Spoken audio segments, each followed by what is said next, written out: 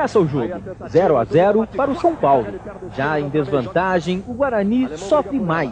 Amoroso tem dores no joelho, insuportáveis. É um início doloroso. Para o Guarani foram apenas 19 minutos com seu principal jogador e artilheiro. Sem Amoroso no time, o desafio da classificação para as semifinais ficou ainda mais difícil. O sofrimento do Guarani vira alívio no chute de Sandoval. Não chega a ser um chute primoroso, mas Zete é generoso. 1 a 0.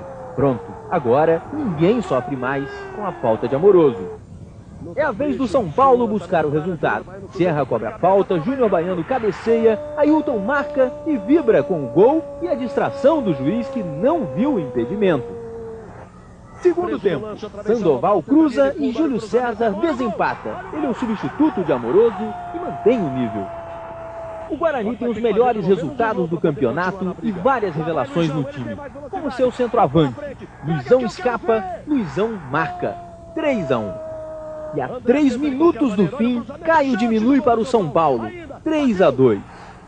Mas para que essa vitória do Guarani tenha um super final feliz, Valdeir decreta 4 a 2 para Campinas explodir de felicidade.